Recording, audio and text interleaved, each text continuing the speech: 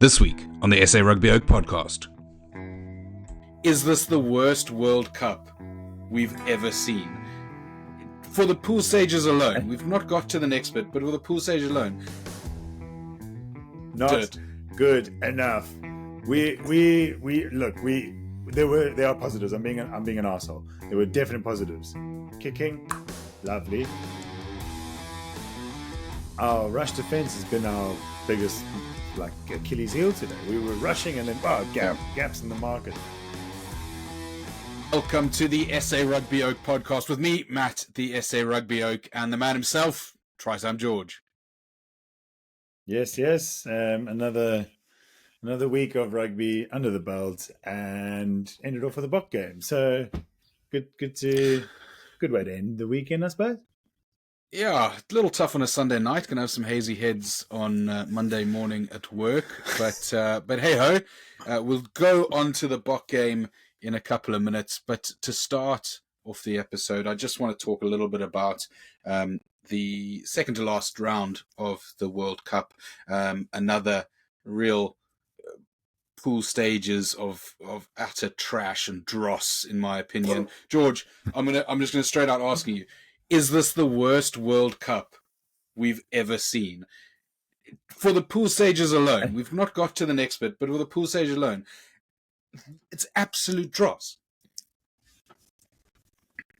I agree and I disagree with you. Because there's been some pretty cool performances that have stood out and teams that you think, where these Ergs come from, like Portugal, for example, and then obviously Fiji. But having said that, so many massive scores being put up. New Zealand doing things to Italy. Yeah. Let's just go through the round, okay? Because one of my huge bugbears of this World Cup is not only has the pools been obviously drawn too early, we understand that, but the way the fixtures have been laid out have meant we've had really terrible groupings of matches, meaning we've got no exciting real consequential matches happening for like 3 weekends out of the 5. It's absolutely terrible planning. We're going to start off. Look, you've got Japan beating Samoa 28-22. Wah wah wah. 2 teams aren't going to make it through. Who the fuck cares? Okay, look, like what? That is a Thursday night game. Is that drawing you out on a Thursday to go to the bars to turn your TVs on to watch it? Japan versus Samoa. No, and I didn't watch it. I didn't watch it. I don't know. Look, exactly that. Look, you can say it was probably a good game of rugby, great, but it's completely non-consequential. The only thing that matters is who's going to get the wooden spoon. Is that really something we want to be worried about, playing matches? The next match on Friday, the shade that was thrown on New Zealand by all I can say is a completely stupid group of rugby watchers who are clearly people who only watch the World Cup, who were saying, there were people saying that this was Italy's chance. This was Italy's chance to beat the All Blacks. Like the All Blacks aren't the All Blacks. Yes, this is the worst All Blacks team we've seen in 20 years, but they've won the rugby championships 4 years in a row, and the world champions have been in their competition.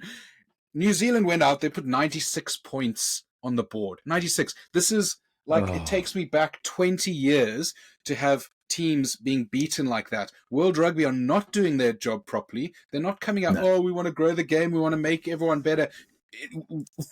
It's going backwards. Italy, a tier 1 nation, supposedly.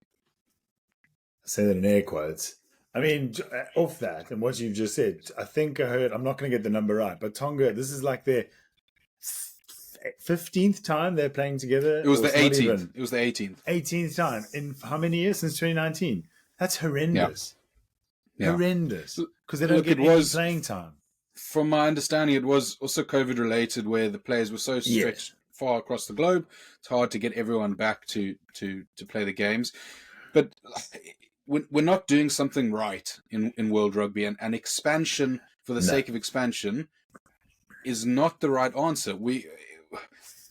We could look at a World Cup and we could knock 8 to 10 teams out of this World Cup very easily, and it would be just as entertaining. George, then we move on to Saturday. You've got Fiji versus Georgia. Look, Fiji, I mean, they're all but in the quarterfinals, waiting on whatever happens in the rest of the group. But look, Fiji are a great team. They're playing exceptional rugby at the moment. Still, they scraped a win against Georgia. Not a bad match to start the day on a Saturday. But then you move on to Scotland-Romania. Completely pointless match, 84-0. What is a Tier 2 nation like Romania benefiting from losing 84-0 to Scotland? Before that, they lost 76-0 to South Africa. Before that, they lost 80-something 5 to Ireland. What are they learning? What is the benefit of them being at the World Cup? Other than money, obviously? Nothing. They're just getting absolutely drilled. They need some sort of support, or not only them, loads of Tier 2. I don't even know, could you consider them Tier 2? It's like Tier 3 nation. That's harsh, but like there needs to be something, because it was just, they're just getting abused in the group stages. It's completely pointless. But then you go on to, but George, then you move on to prime time. We're still talking about Saturday. This is Saturday, round 3 of a World Cup. Round 4 of a World Cup. Argentina versus Chile, the primetime match, 59-5. What is the point of having those matches back to back on a Saturday, primetime viewing in the showcase for rugby? Has it been organized by someone who knows anything about rugby? I feel like I know there was a bit of corruption before. Listen, it's been, what I can tell you, is an absolute shambles. There's nothing wrong with having these games, but you need to spread them out so that when you're watching the games on the weekend, there's some great games on every day. And World Rugby talks about expanding the game. They talk about making it attractive for people to watch. If you're tuning in, if you're an American, or I don't know who else doesn't play rugby, Australian or Brazilian, any country like that, you're tuning into the showcase for World Rugby, and you're seeing 84-0 against Romania, and then you go, oh well, it's a primetime match on South American. Oh, let's see what happens, and there's another trashing. This is not a good pool stage. We move on to then Sunday. Pray to God and church that Sunday would be better games. Well, they're coming at you. It's Australia versus Portugal. Even before Australia were knocked out, long before the World Cup, when Eddie Jones was still saying, we're the best team in the world, mate. We're going to go there and win a World Cup, mate. Don't talk to me, mate, if you don't know rugby. Even at that point, this match would have been classed as a nothing match. Okay? Even at that point, because you would have assumed Australia would have gone through. And then now, they're knocked out. So who cares, right? It's a nothing. And then you've got South Africa, Tonga, which actually Tonga played for the first time this World Cup. They played some rugby. Fantastic to watch them play. But still, 49-18, South Africa are always going to win it. There was nothing about this whole weekend of rugby since Thursday that was quality rugby. No. What is the World Cup doing? They've gone to bed. I don't know.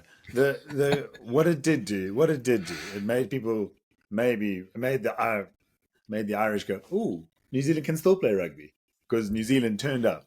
They turned up, and because Italy are not terrible. Italy are a decent team, and they've been playing good rugby leading up to the World Cup. No, they're decent. They've been playing decent rugby up until Italy have won one Six Nations game in 8 years. Do not tell me they are a decent team. They have some up-and-coming players who are outstanding, like Ange, and a couple of other, let's be honest, on the face of this World Cup, bit part players now that are club rugby, maybe, Heineken Championship level players. And I'm sorry, but you go up against a New Zealand team and you lose 96-0. I mean, that's not losing badly. 17, sorry. Yes, it was 96. Let's get exact, 17. It might as well have been 0. If you lose that amount to any team, I mean, Romania didn't lose that to Scotland. Romania didn't lose that to us. Chile didn't lose that to who was it? Argentina. Yeah. And the gap between Italy and New Zealand should be much better. Anyway. Yeah, it should be. Anyway. that's my piece.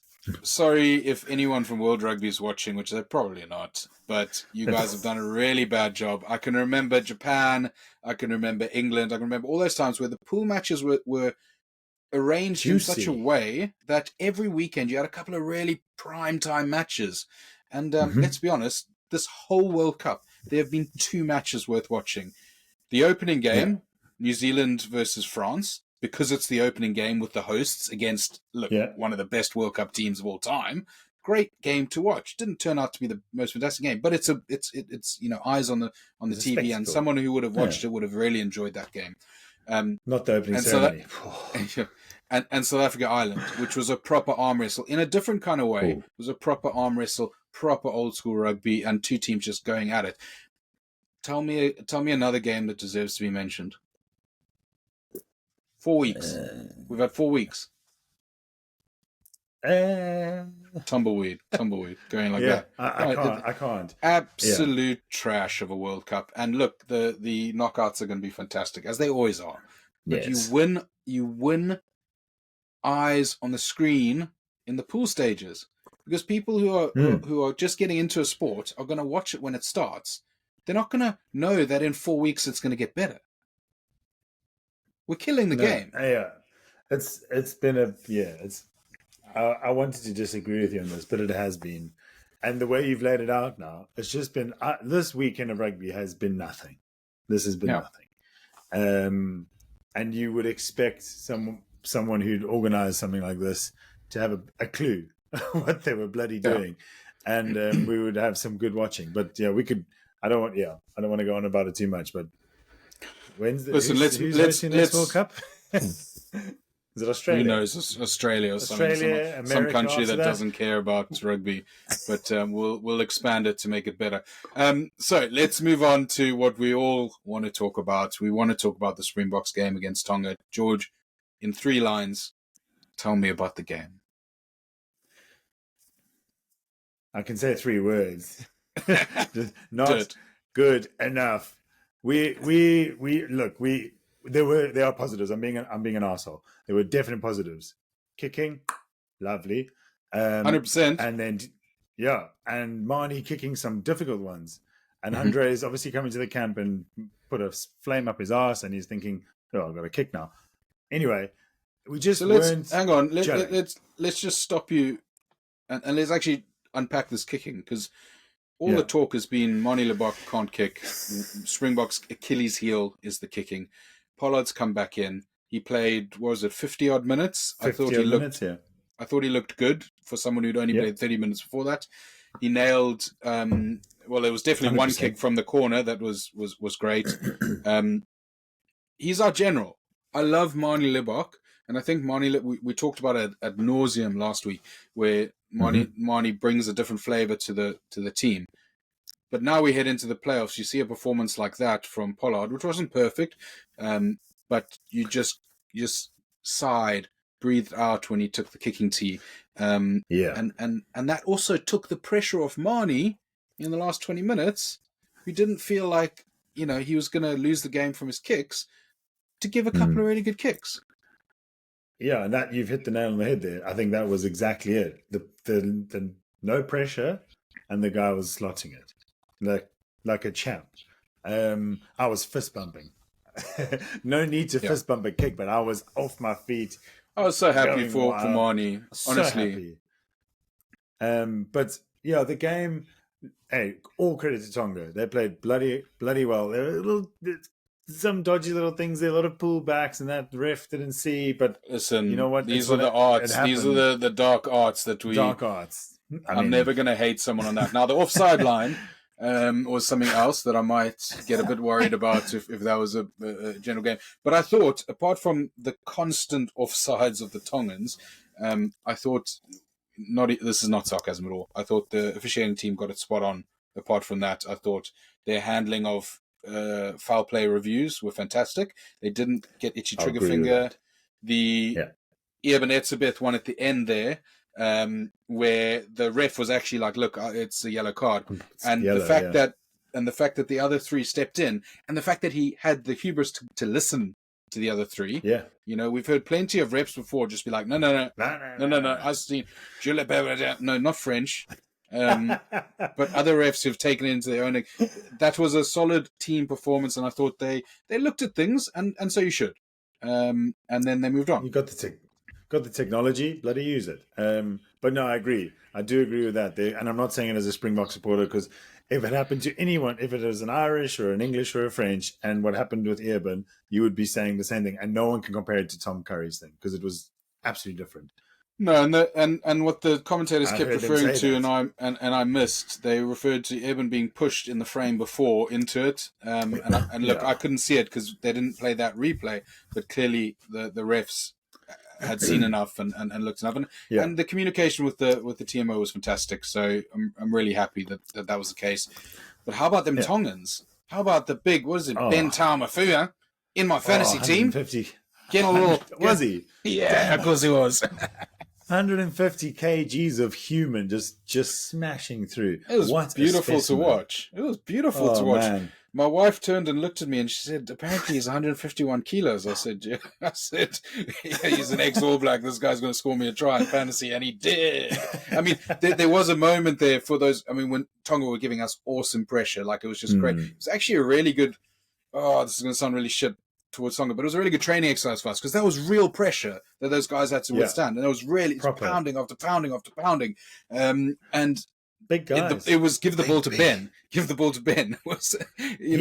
Man, can he win man of the match? Because he was awesome. He was awesome. He definitely wins for me player of the match. If you're not going to talk about Springboks, I think Tonga. Look, they scored 3 tries against us. We have conceded 9 tries in the last. Or excuse me, it was 12 tries in the last 9 games, or the other way around. Sorry. Anyway. We don't concede a lot of tries, and Tonga scored 3. It was an open game, and Tonga can score from anywhere. They got that Pacific juice.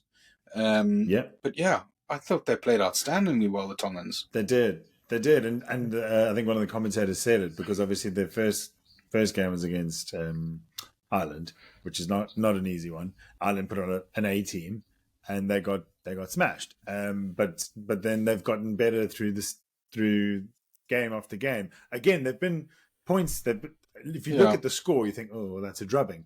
But they played well. Tonga at times were, I was thinking, half time, what is it, 21-8?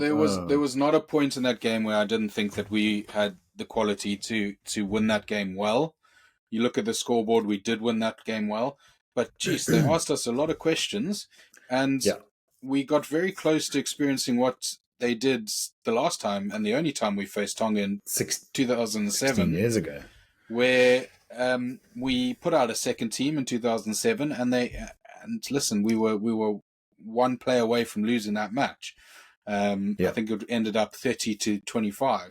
And they were ghosts of that kind of performance that Tonga, they've definitely watched that during the week. They've definitely had the boys from 2007 come and talk to them, call in, everyone, as inspiration, because the physicality and the brute strength was wonderful to watch. And look, I wish them well.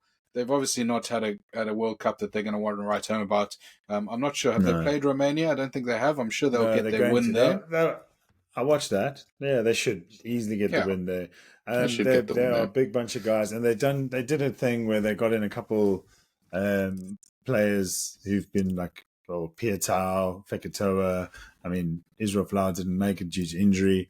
Taumafua. I mean, these are big players who played for the Kiwis. They are big players which add something to them, but they're past their prime. Like, they're not going to be contenders. It's not quite like the Fijians who are actually, they've got class prime players. I think, look, if Tonga was in the group where England were in, or, where Australia were in, it'd be a lot better for them, but they weren't. They were in with the best, so... to them, and we ended up winning by 30 points. What are the few more? It could have been better, and I think the worrying thing was that our second team, and it was a second team. Look, we had spats of first team players, Sia, Urban, Jasper / Vane, the Dwayne, sorry, in there. Jasper Vane. But it was a makeshift team, similar to the one I suppose we played against Romania, giving the guys game time to make sure that if there are any injuries, the guys are fresh. But what are the positives we can take out of it, and what are the negatives that we're going to look at? Positives, Dion Ferry played a hell of a game. That guy didn't miss a line out. I didn't want to send him home. I didn't want to get rid of him. I didn't say he was too old. He played bloody well. I think the only thing I saw him do badly, he got murred back in a hit, but he still carried on. I saw him because he's not carrying. He's not carrying the weight of a hooker. You know, he's probably 10 kilos lighter than a hooker should be. I think he weighs like 102, if that. So he played bloody well. Stole a ball or two. I think I can remember one only, but stole a ball at a crucial time. Threw well, scrummed well, scored a try. Yeah, he played very well. He hit every single one of his lineouts, and they were tricky lineouts. They weren't just going two ball. I think now I'm happy to just crack on with those two, with Bongi and Dion. But Dion, give him 10 minutes at the end. Like, let's not go overboard. Give him 10 minutes at the end. Let Bongi play 15. It out. And please, God, if another one gets injured, please bring up Joseph Dweber, because Marco van Staden did his best, but you can see he's not confident in his role, and that's he can plaster over the cracks. And I thought he played nicely, but you could see he wasn't confident in his role as a line-out thrower, and he shouldn't be. He's not, he's not a hooker. He's not a hooker. He's a brilliant player to bring on there, flipping hell. Yeah. I think, look, he lost. I think it was 2 lineouts at the end there, but no one really jumped. So, but you got to get your jumper to the ball, and no one was. It was a lack of a better word, it was a chamors. It was a mess at the end there. But I also think with someone like Eskom, with Marco van Staden, you've got genuinely what I think is one of the best impact players off the bench at flank. So it goes, look, he can do it, but let's not muddy the waters if we don't need to.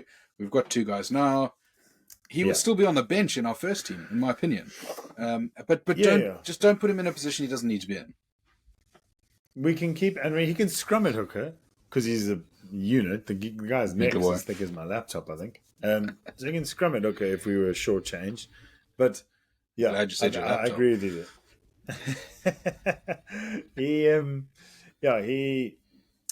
He's a good egg. I like Eskom. Very good player. Any other good? Estre hasn't played, but he tried. He was just trying and trying. Oh, I'm just willing that guy to get a try, dude. I'm willing him to get a try. He got blown up. With that ref for being still holding. We got tackled. He wasn't tackled. He play on. Someone who had his little fingers pinching his shoestring on the way out. Come on. Look, but those kind of calls happen from time to time. I still think he had a barnstorming game. I think Kanan Moody played very, very well, especially for his try out of nowhere. Look, that's reactive rugger. And that's a guy who's constantly playing to the whistle, who's in the right place at the right time, and that's holding his line at 13, and he managed to go in for the score. He did butcher a try, which he, again, should have passed off out right towards the end of the try there. But that, again, I forgive him. He's, 20 years old, 21 years old, 20 years old, and, in 4 years, he's going to be 24 at the next World Cup. Fantastic. And he'll have all those little bits, those pieces of the puzzle are going to start peaking, and he's still going to have 6 to 8 years left for the Boks. So I'm so excited for that guy. Yeah. He's a bloody good talent, and I'm so happy he's on our team. Yeah. Thank goodness. I think Marvin Uri also put his hand up to show that he's still there. I think he's had a couple of mediocre performances recently, and I thought he played okay. I thought he won a couple of lineouts. Yeah, I think he still 1 or 2. Yeah, played very hard. Was just, I think, wanted to remind people, hey, I'm here and I want to play more. But I mean, RG Snyman, Yeah. Who's 100%. the other number 5? There's no conversation between the two, I'm afraid. Yeah. How about that Kobus Ranach fella? Oh man, he is, and I'm probably going to get shouted at you. I think he's our best 9. He is so fast, and the distribution, the ball is in and out, in and out, in and out. Yeah. He made an error. I think he gave away a penalty, which I also heard was an error because the 8's shoulders were unbound, so scrum's over, mate.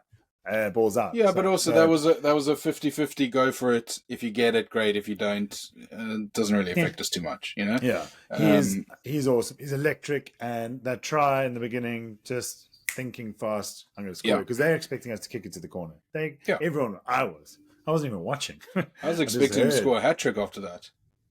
I know. Actually, I was thinking the same thing. I was like, come on. All this guy does is score hat-tricks when he bloody plays in the World Cup. Listen, he absolutely electric. I thought he was fantastic. Bloody I scored him a 9 in my ratings this week. I think Faf's had a really good tournament as well. So I really hope that it's not either Kobus or Faf starts a game. I think at this stage to have Kobus coming off the bench is probably the best scenario for our best team. Look, or Kobus start and Faf come off the bench. Like I'm not. Whatever way you want to go for it, I think Faf's played enough quality to keep his place. But the versatility of Grant, the future of Hendrickse, all that kind of stuff. I think this is Kobus' last World Cup. It's got to be. He's getting on a bit now. He's 33 or something like that, so he's not going to be the next one. This is his time. He's going to give it all, and I think you're right. His decision making and his pass is so crisp, absolutely beautiful. Beautiful to watch. So what went wrong, George? I can say one thing that went wrong with a big 15 on his back, despite scoring a really good try, a bit of a team try, but he had the wheels to get there. I have been a very big proponent of Willie Leroux. I absolutely love the guy. He's been a fantastic service for South African rugby, and I still really hope he becomes a Centurion because I think he deserves that. He has had 2 really poor outings at this World Cup. He is no longer for me in the conversation for starting at all, and now he's in the conversation is he even on the bench? I would say yes for the bench because He obviously adds. He could be a 10. He could be a 15. He can play wing, but he's a bit slow. But he can. Yeah, I wouldn't completely write him off, but I do have to agree with you. He had a very average game. But he's a trier, and you could see he's trying to do things, and look, it just didn't. It didn't come off today. The guy gives his all. I'm not slating the fact that he tried his best, but that first missed the ball. That could have gone spectacularly wrong. He then I think it was their first try that he just completely dipped out of the line and left his defense open completely. And then he just didn't bring enough when we needed him to bring enough. It wasn't the usual Willie that you would get where there's something, something's off. And I don't want to write him off completely yet, but number 1 or starting 15, Damian Willemse, done. Yeah, Damian Willemse is finally hitting what we kind of needed him to do and taking that box shirt and that step's disgusting. My ankles are breaking. My ankles might be in a pain. I can't. Shame. Willie's on the bench. Yeah, look, other than that, I think our scrums we could probably look at and say that wasn't good enough overall. Our mauls weren't good enough. Our mauls were, pretty shoddy. Look, they were also throwing themselves down the sides of that maul, pulling themselves. Yeah. I think it was very loosely managed. But when you have a ref who's loosely managing it, that should be like a sign to be like, cool, we can do some dodgy shit here. And when we're taking out their maul, don't just do like we were attacking their maul very structuredly, very nicely. Yeah. A little smart. The ref's not calling it. Come on, make the decision and pull these guys around. Be sneaky. But we came across a team who was strong as hell, and it felt like they weren't scared of us physically at all. And the maul for me, the maul is a mental game as much as it is a technique game. It is, yeah. You win a maul and you dominate. You're dominating a man-on-man domination, right? And I'm not talking about your DVD collection. I'm talking about I'm talking about when you just absolutely destroy the other team's maul, and you push them back. The next time, their eyes are like this, and for the rest of the game, they can't cope. Tonga fronted up heavily on our mauls and heavily in our scrums. Heavily. The heaviest pack in the tournament, I saw that's 962 kilograms. George, have we ever had a deficit of 70 kgs in a scrum? That's one not person. For a long time. That's one Quagga Smith. That's one, maybe not Quagga. That's one Kobus Reiner. That's one Mani Lebok.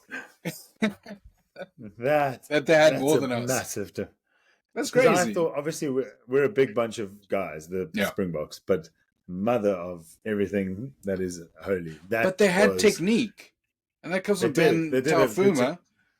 I mean, he's a quality player, yeah.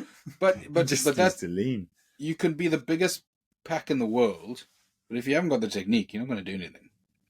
No, but they did front up to us. More scrums. Look, we got a couple scrum penalties against him. I think 1 or 2. And I think we probably deserved a couple more, but I wasn't the ref.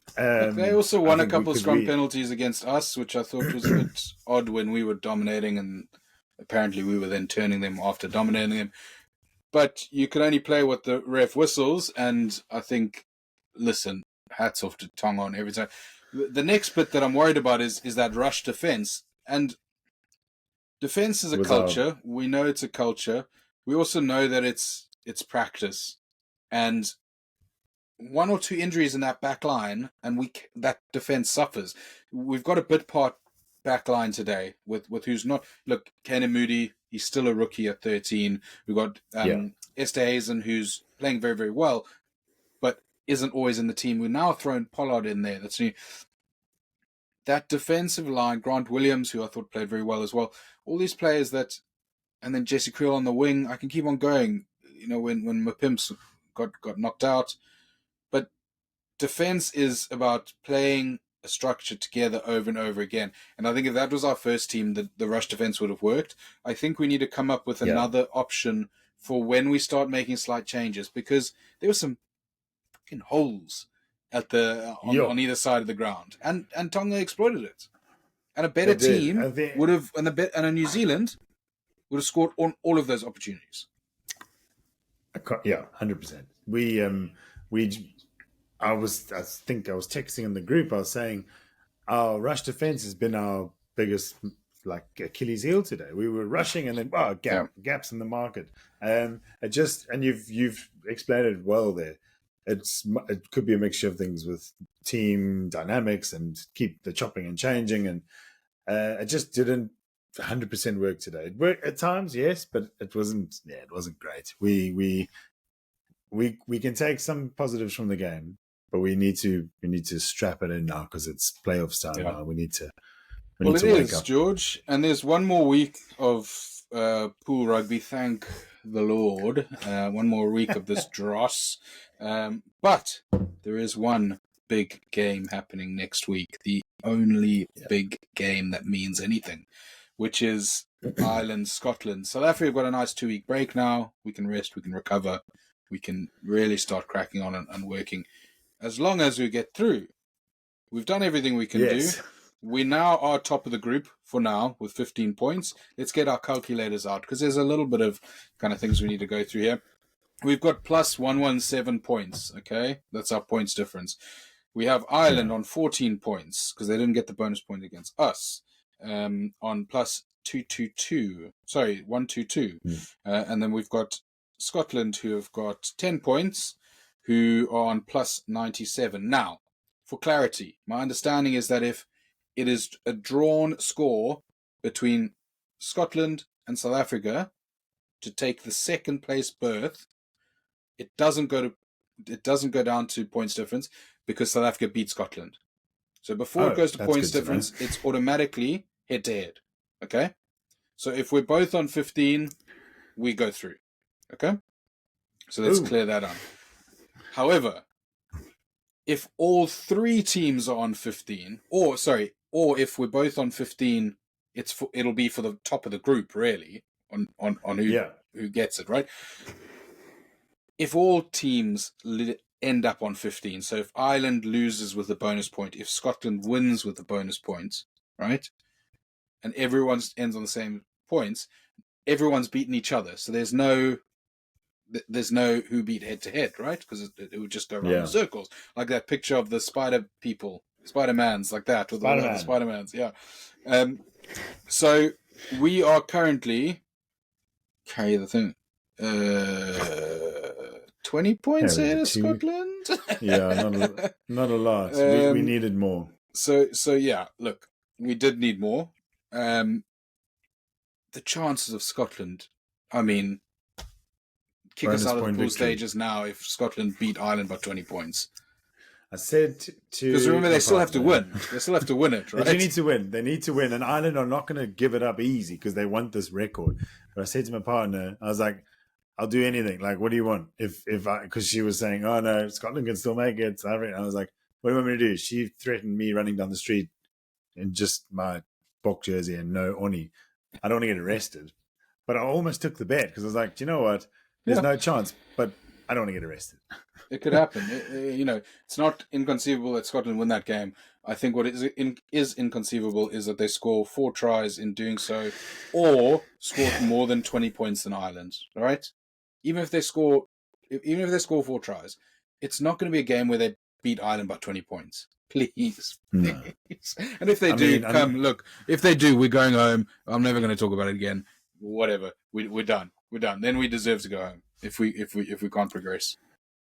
Yeah, and that's true because we should have won every game in the pool stage.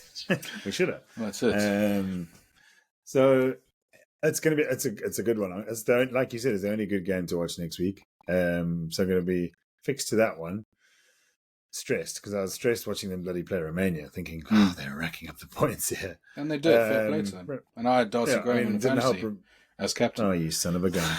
I had a couple of Scotsmen, but they were not the ones who scored many points. I thought I'd take Stain, he's South African. Anyway, it didn't help Romania got 2 yellow cards. Yeah. And just added to the flavour of just getting drilled.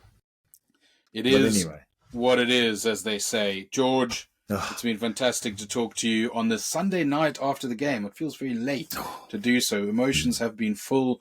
I've had a great time. Anyone who's watching, please make sure you subscribe on YouTube to us. It really helps us. Can you follow us on Spotify or on Apple, wherever you get your podcast? Please pop onto Instagram. We need to get George's followers up. He's only got about 230. I've just hit 20K this week, so we'll have a little bit of a celebration for that. But George needs to get his followers up, so give him a charity click and follow the boy. He's trying his best. But we as always absolutely love bringing the podcast and bringing a little South African gears to your week. That's all from me. Good night and good luck.